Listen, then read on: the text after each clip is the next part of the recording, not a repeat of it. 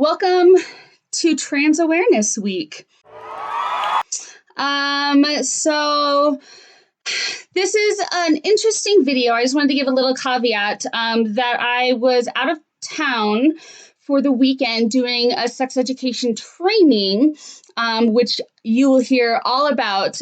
So don't worry about that. But I took the opportunity to interview a friend of mine about their transition, and it's super appropriate for Trans Awareness Week. So I just wanted to give you all a warning that we were outside. It was kind of in this weird, it was in this like campsite where the training took place. The angle is super awkward. So sorry about that. We were working with what we had. And I really think this is a super valuable video, particularly for people who are questioning their gender identity or their religious identity. Stay tuned for that.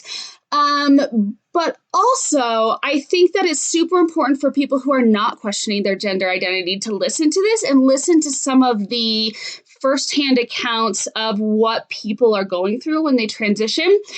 Now, this video is a lot longer than normal. It's going to be about 20 minutes, so bear with me. I really, really felt like it was important in this to hear the unedited words from somebody who is actually living this.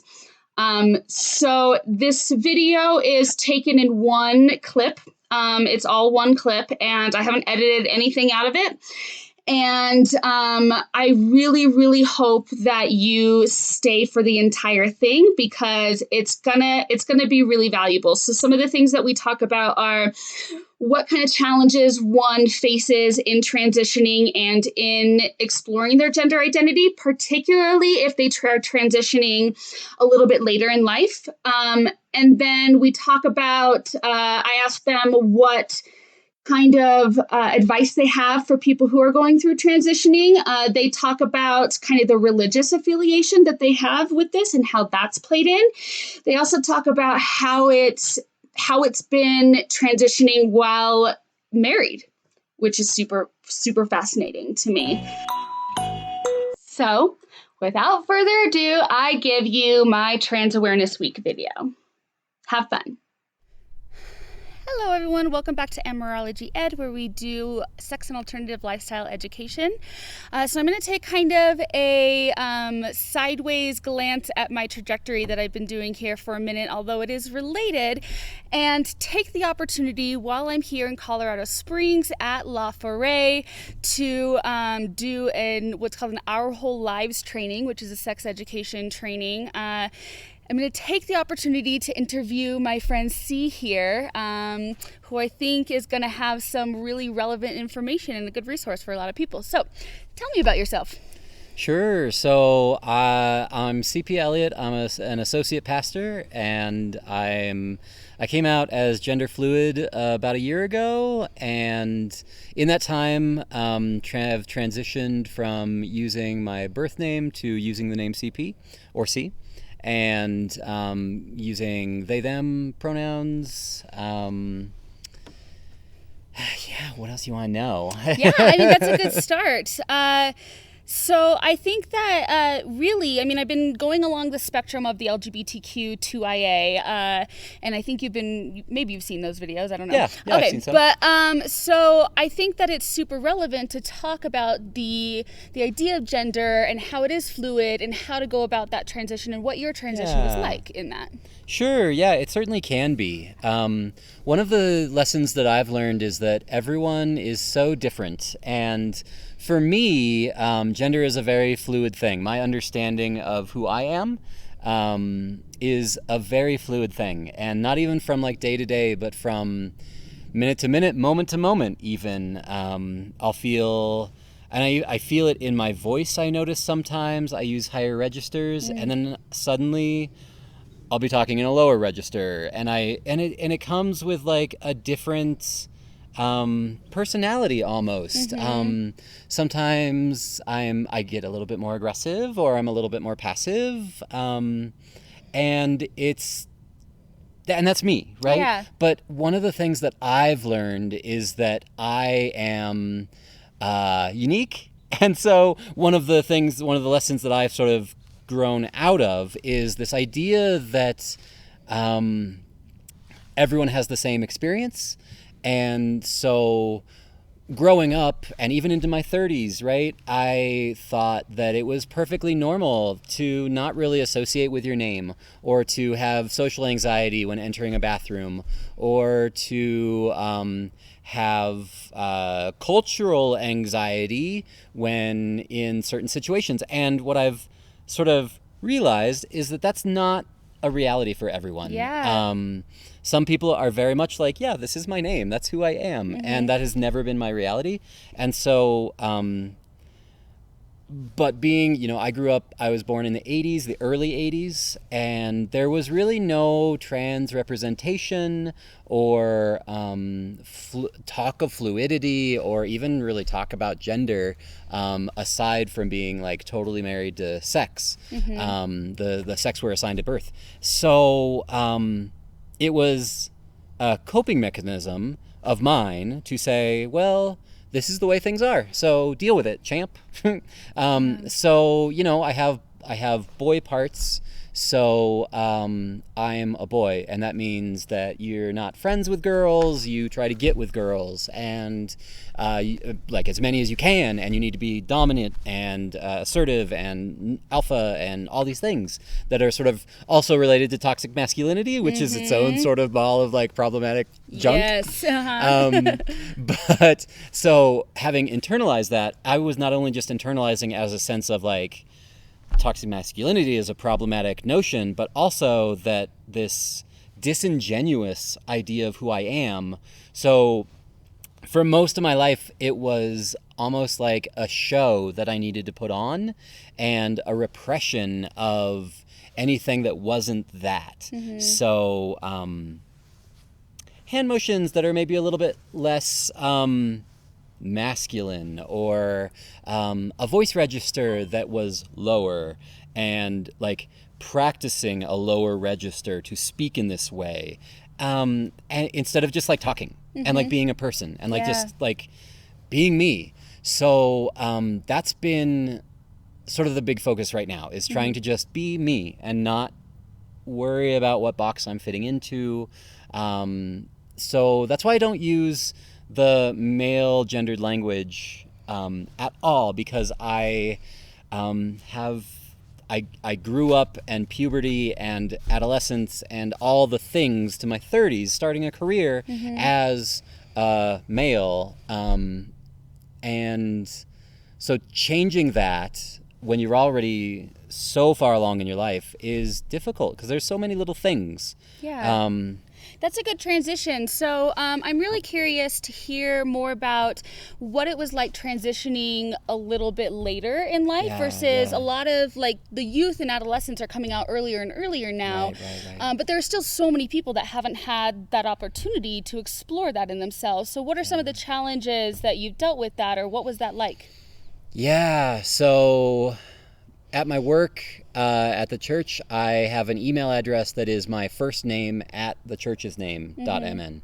And so, like, I don't use that name anymore. So now I have to change my email address for, like, congregants and wider community and, but it starts with the same letter. So now instead of being Colin at St. Luke, I'm now C at, so like if you enter it in the same, it'll like autofill. So I still have to balance like checking various email boxes, or like, having people still refer to me as he, even though like at an event like today where I wear a name tag that says clearly they, them, still get referred to as he, or hey guys, which is a, in my culture, I grew up calling everyone a guy, and it's not gendered, is not true. Like, well, it still doesn't mean that it's not offensive to people, right? Like, as we continue to grow as a society. Right.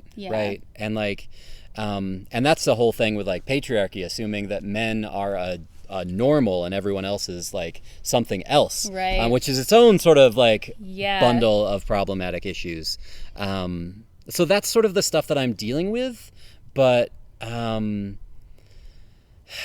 it's and I have a wife. So And, she didn't marry a gender fluid person. At least she did, but she didn't know that because I wasn't out. I didn't even know myself. So some of the conversations have been like, have you been hiding this from me? How did you not know? And it's like I legitimately didn't. Until it's sort of like, until I started seeing more trans representation and hearing their experiences of anxiety in bathrooms and name and body dysphoria and all these things, that this like low level baseline anxiety that I had always had, I started connecting dots. And after I connected enough dots, I was like, oh, I'm trans, cool, yay, great. Only because like being trans is great, but like our culture kind of sucks when it comes to being trans. So, and that's a way understatement. I'm pretty lucky because I'm white in that field, but there's a lot of work to be done. And so it's a lot of issues, and I have a daughter. So like not only it's affecting my wife, but also my daughter, and like, do I use, I want to present more feminine, only to counteract my sort of intrinsically maleness that I've sort of been adapted to for the last 30 years. Although ultimately I think I'm probably leaning more into an androgynous place because I want to express that. It's I want to be seen as my authentic self for the first time in my life. So like doing these less masculine expression, more feminine, more androgynous expression is the hope that like people will see me as me and not this facade that I've been trying to put on. Yeah. If that makes sense. Yeah, absolutely. Yeah. I guess, is there anything that you would offer to people that are maybe struggling with their gender identity and deciding whether or not they want to go through this process? Yeah. There's a lot of good books about it. Read, the one that really set me off was called Becoming Nicole, and which is about the real story of Wyatt transitioning to Nicole at an early age as a child. To hear stories, to know that you're not alone. Yeah. There are so many awesome like Facebook social groups for non-binary or for trans or for gender fluid. Like it's out there. Like search for the communities, look for them, because you're not alone. Like you're different, but you're not alone. Yeah. And so I always felt I was different. And that is something that I often hear in trans circles is like, I just felt different. Which is, again, something that I had universalized, that like, oh, everyone has anxiety and feels like they don't belong and stuff. But like, as I've gone down this road, I like meet people who are cis and they're like, no, I never really thought about it because it's not really like a thing for me. Whereas like for me, I've been thinking about it like my whole life, and repressing stuff. And so, yeah, find community, read books. There's so much more representation now in the media than there ever has been, at least in like modern culture. And that's the other thing, like look at your history. Non-binary and trans people have been around since people have been around. Get out of European dominance and look at native cultures that talk about two-spirit identities. That is an honored part of native culture. Indian culture, like all cultures around the world have had these identities, and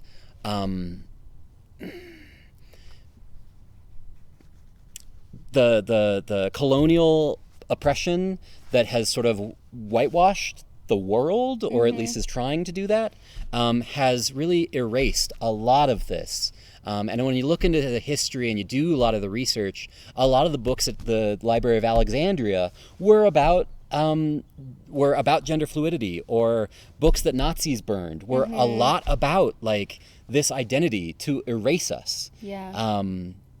And I'd also like to say that there are non-binary and gender fluid folks who don't identify as trans, and that's totally cool, right? Yeah, that's totally up to them.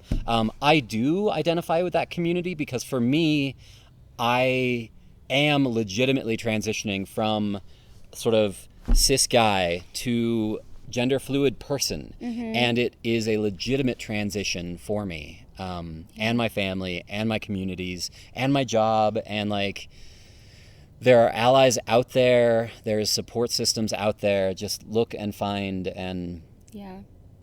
Thank you. Yeah.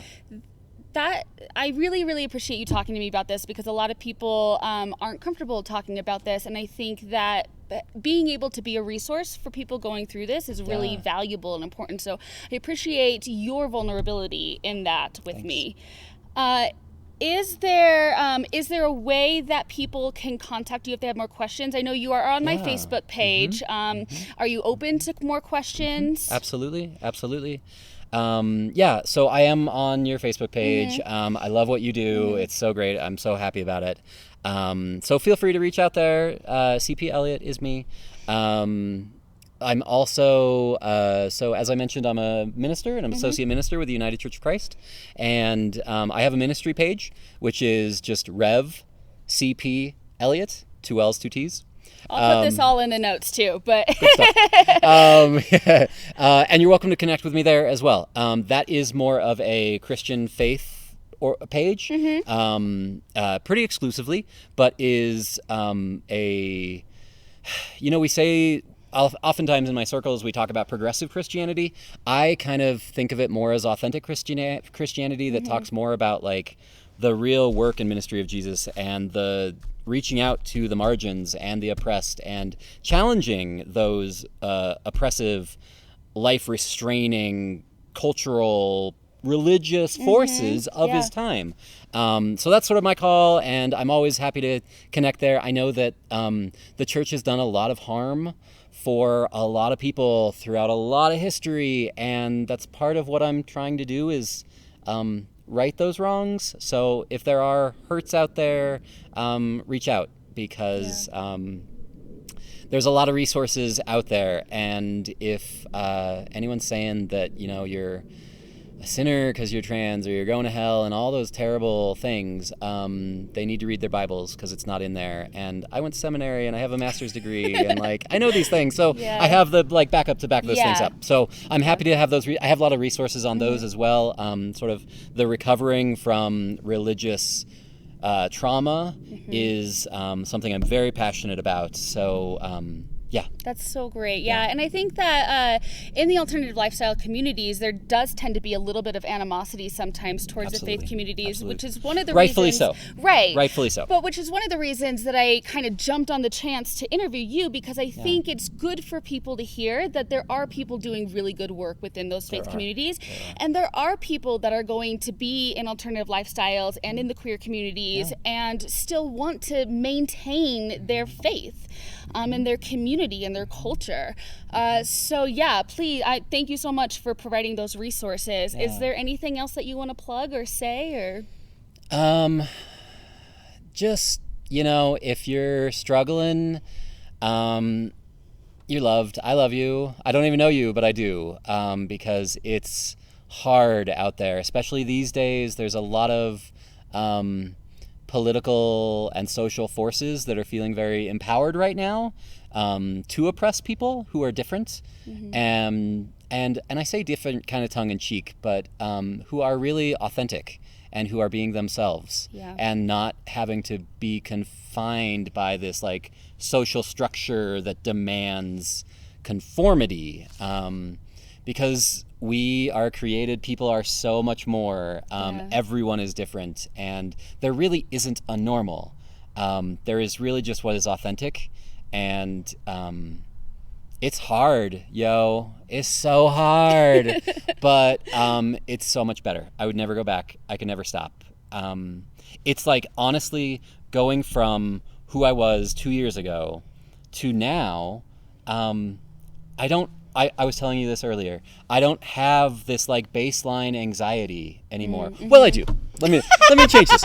This is different. It's a different baseline anxiety, right?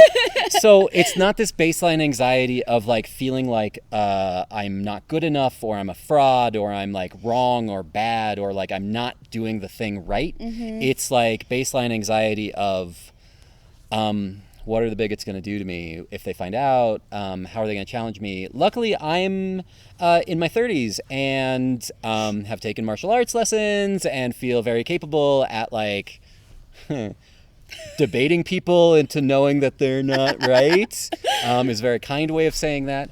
So I feel very like strengthened in being able to stand my ground because I know that this is me and I have support of community.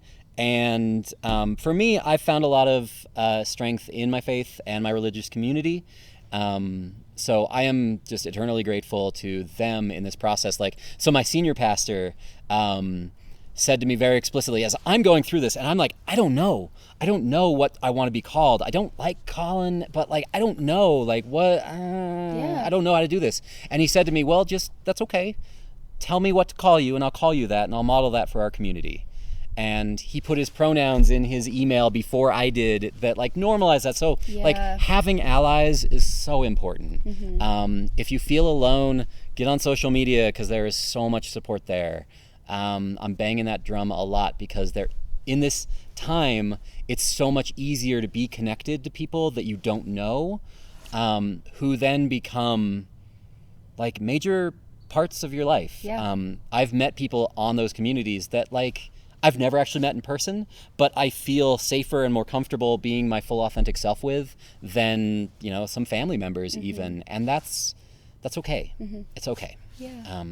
So yeah. That's what I would say. Thank you. Yeah, and thank you so much for joining me. Thanks for having me. Yeah. And for all the work you do. Oh, of course. Yeah. Really appreciate it. As always, you can find me at AmourologyEd, at all social media at AmourologyEd. You can join the Facebook page.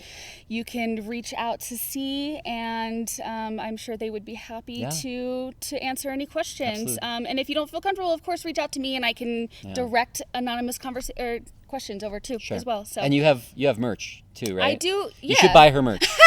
Buy her merch. She's doing good work. I have cool stickers and cool T-shirts and really stuff. Cool. So yeah, get it. Cool. Thanks.